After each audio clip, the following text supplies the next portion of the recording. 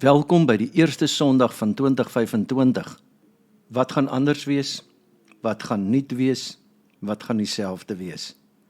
Wat is jou prioriteite vir 2025? Ons lees saam uit Matteus 2 van vers 1 af. Jesus is in Bethlehem, Judea gebore, in die dae van koning Herodes, en kyk, daar het sterrekykers uit die ooste in Jerusalem aangekom. Hulle het gevra, waar is die koning van die Jode wat gebore is? Want ons het sy ster in die ooste gesien, en ons het gekom om eer aan hom te bewys. Toe koning Herodes dit hoor, was hy ontsteld en die hele Jerusalem saam met hom. En nadat hy al die leierpriesters en skrifkenners uit die volk bymekaar geroep het, het hy by hulle navraag gedoen waar die Christus gebore sou word.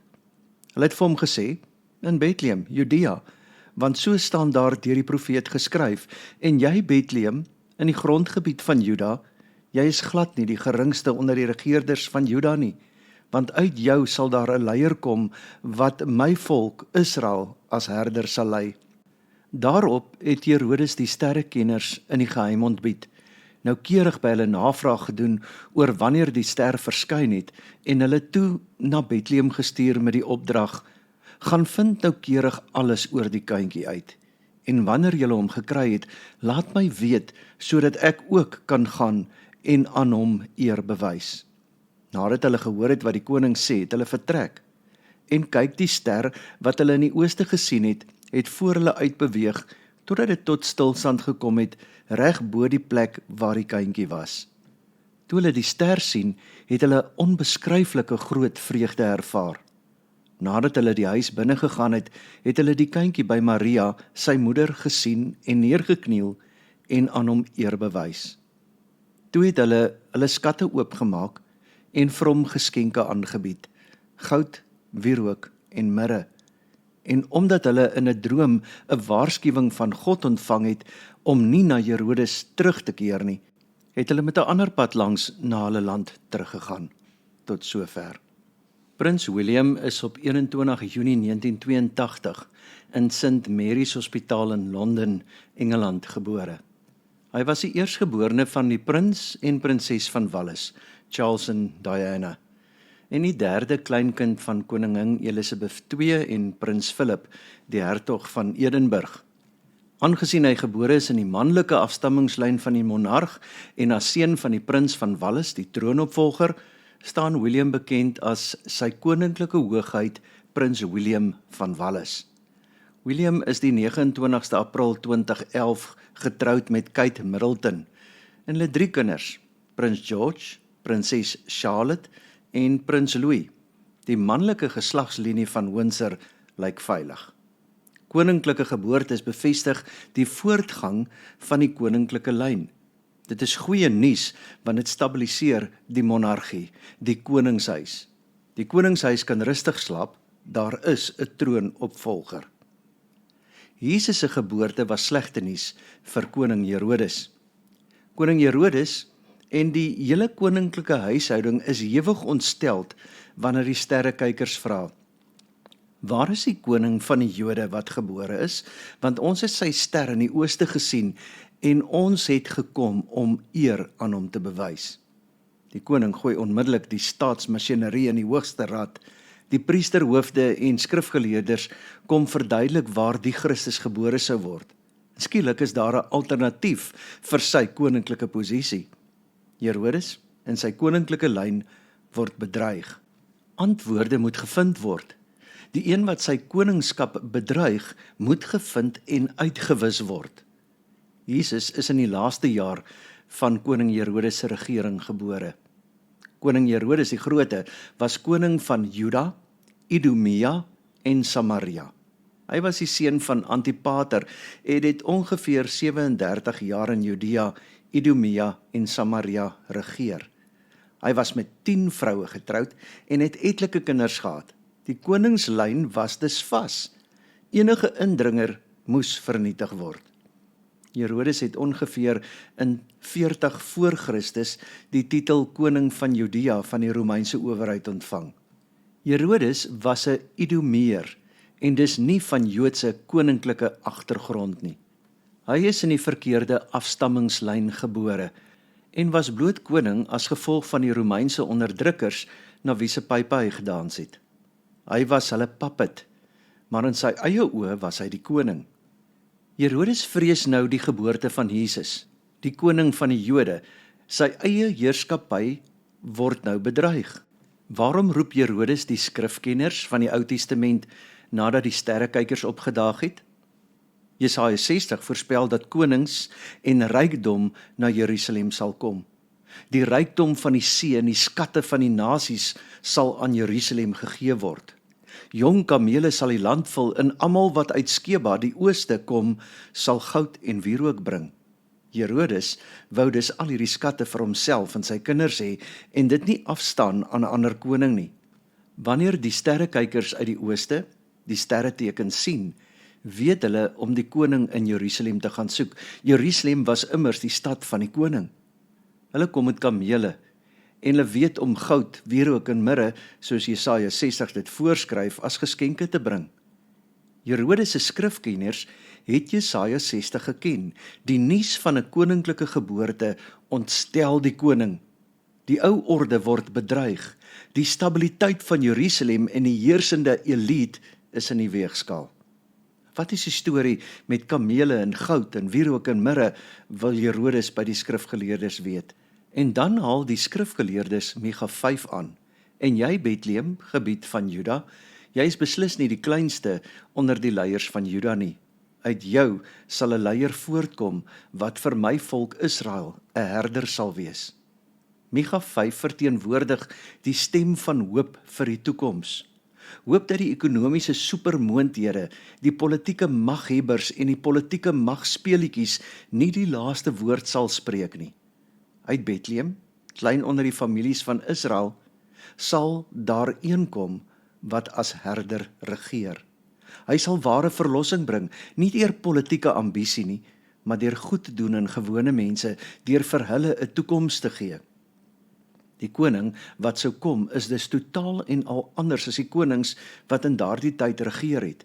Vir hulle het dit gegaan oor mag en status en rykdom. Die koning wat sou kom, sou mense kom dien. Herodes het skielik 'n nuwe werklikheid waarmee hy rekening moes hou. Op sy sluwe manier probeer hy die wyse manne inspann om die koning te identifiseer sodat hy hom kan doodmaak. Sy eie belange mag nie skade ly nie. Jesus het hierdie effek op alle mense, tot vandag toe. Wanneer ons die betekenis van sy geboorte bedink, vra dit van ons almal 'n heroriëntasie aan ons kompas en ons prioriteite. Of Jesus is jou alles, of jy verwerp dit waarvoor hy staan. Niks minder nie, as ons eie bekering is op die spel.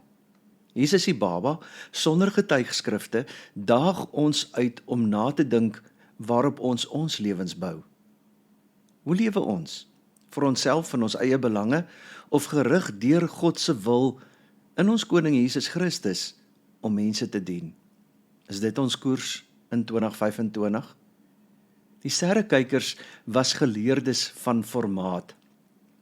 Hulle wysheid het gebou op eeue van kundige bestudering van sterre en natuurverskynsels. Hulle verteenwoordig die beste wat die ooste kon oplewer in terme van kennis en waarneming. Maar hulle mis die teiken met 14 kilometer. Die 14 kilometer tussen Jerusalem en Bethlehem. Van die wyse manne vra dit om af te sien van hulle kennis en insigte en weg te draai van Jerusalem na Bethlehem toe. Dis 'n stowwerige dorpie sonder enige universiteit of aanspraak op geleerdheid. Hulle offer hulle kennis op om hulde aan die regte koning te bring. Hulle loop die risiko om hulle bestaande oortuigings in te boet en hulle lewens te heroriënteer aan 'n baba sonder getuigskrifte. Die wyse manne bring die koningsgeskenke aan hierdie kindjie in 'n stal. Goud, wierook en mirre. Hulle gaan reguit terug huis toe met 'n ander pad, 'n nuwe koers. In Bethlehem, wat letterlik huis van brood beteken, het hulle die brood van die lewe ontmoet. Niks is meer dieselfde nie. Wanneer jy vir Jesus ontmoet, waarlik ontmoet, gaan jy terug huis toe met 'n ander pad op 'n nuwe koers. Jou prioriteite verander en God en ander mense word belangriker as jouself, want jy die brood van die lewe ontmoet. Merkwaardig genoeg, dit is buitestanders wat Jesus herken en erken en hulde aan hom bring. Die binnekring bring geen eerbetoon nie. Die Joodse geleerdes gaan nie Bethlehem toe nie. Hulle het die teks, maar nie die verwagting nie. Hulle het die kennis sonder aanbidding. Hulle verstaan die skrifopenbaring, maar dit beweeg hulle nie tot lofprysing nie. Die buitestanders doen dit. Vir ons het dit geweldige implikasies. Ons is in ons geloofslewe so dikwels so besig met ons eie belange. Ons lewens word gekenmerk deur ons eie voorkeure en maniere van doen. Die weerlose baba in die krib gee vir ons 'n sleutel om Christendom te verstaan. Iemand skryf, let's get less organized. Dalk moet ons regtig minder georganiseerd wees en net meer weerloos word as gelowiges wat in hierdie wêreld leef. Minder doen en meer wees. Dalk moet ons minder aspireer in Jerusalem se rigting en meer leef in Bethlehem se rigting. Ons moet leer om te gee soos die wyse manne, eerder as om te versamel soos Herodes. Ons eie belange moet vervang word met verwondering oor die brose God in die krib. Dalk moet ons op reis gaan. Die 14 kilometer tussen Jerusalem en Bethlehem af lê. Ons is as Christene so dikwels idealisties. Ons glo alles sal regkom as ons planne net uitwerk. Die gevaar is dat mens boosheid miskyk. Boosheid is 'n werklikheid. Herodes die Grote probeer die sterrekykers mislei om uit te vind waar die koning is, die werklike koning is. Maar sy planne werk nie uit nie. Later in die hoofstuk word vertel hoe alle seentjies jonger as 2 jaar in Bethlehem uitgemoor word. Die magte in die wêreld, of dit politieke of ekonomiese magte is, laat hulle nie maklik destabiliseer nie. Wie koers hou na Jesus toe, mag dalk seer kry. Maar God sê vir ons in Romeine 12 vers 1 en 2, op grond van die barmhartigheid van God, roep ek julle dus nou op, om julle liggame beskikbaar te stel, as 'n offer wat lewend en heilig is, en vir God aanneemlik. Dit is julle sinvolle godsdiens. Julle moenie aan hierdie wêreld gelykvormig wees nie, maar verander word deur die vernuwing van julle denke, sodat julle goed kan onderskei wat die goeie en aanneemlike en volmaakte wil van God is. Die keuse om die ster van Bethlehem te volg, om te wandel in die lig van Jesus, het 'n prys. Die duisternis haat die lig. Langs die pad ontdek mens hoe die duisternis ook in jouself woon. Daar is 'n deel van jou wat die lig haat. Daar is weerstand teen die ster van jouself in die navolg van Jesus. Voortdurende kompromieë doen hulle self as oplossings in die hand. Boosheid is 'n werklikheid in elkeen van ons.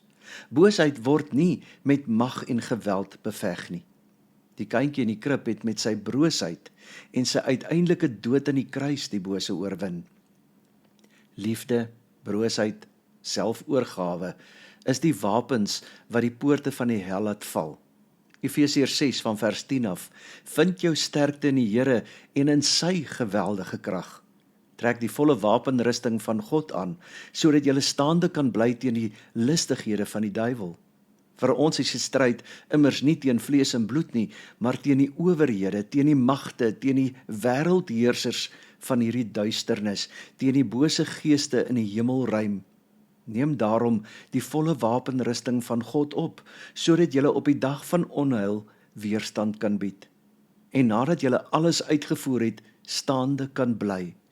Staan dan vas deur julle heupe te omgord met die waarheid, julle te bedek met die borsplaat van geregtigheid en deur die bereidheid vir die evangelie van vrede as skoene aan julle voete aan te trek. En by dit alles die skild van die geloof op te neem, waardeur julle in staat sal wees om al die vurige pile van die bose te blus. Dra ook die helm van verlossing en die swaard van die Gees, dit is die woord van God. Matteus 2 daag ons uit om 'n nuwe geboorteplek te kies. Jerusalem is die stad van konings. Hier gaan dit oor mag, status, geld en wie jy is en ken. Bethlehem is 'n klein stowwerige dorpie wat niks het om te bied nie. Dalk hang mense 'n koninklike so aan omdat hulle met koninklike geboortes wil assosieer. Dalk wil jy ook prins of prinses wees, dalk koning van jou eie lewe in Jerusalem bly. Wie wil nou gebore word in Bethlehem of op Golgotha? Matteus daag jou uit om vanjaar vir jou 'n nuwe geboorteplek te kies. Met wie gaan jy assosieer? Bethlehem of Jerusalem? Gaan dit in 2025 vir jou gaan oor wat Jesus wil hê of oor dit wat jy self kan bereik? Hier in die begin van 2025 moet ons opnuut kies.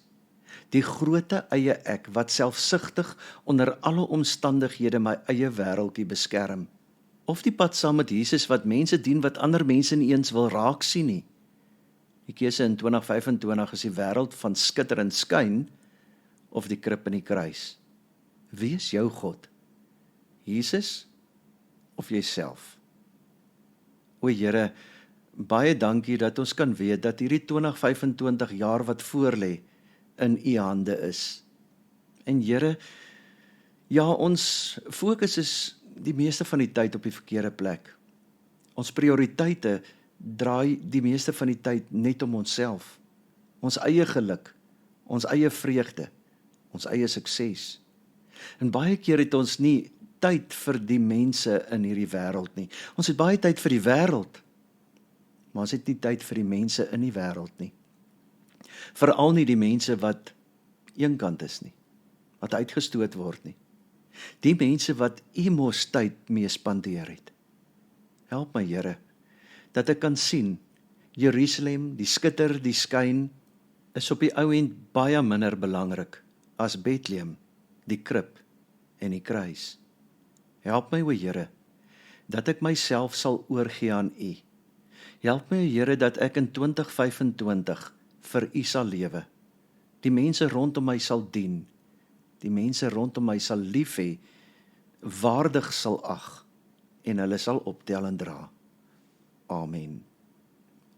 Die genade van die Here Jesus Christus en die liefde van God ons Vader en die gemeenskap van die Heilige Gees sal met elkeen van die wesen bly. Amen.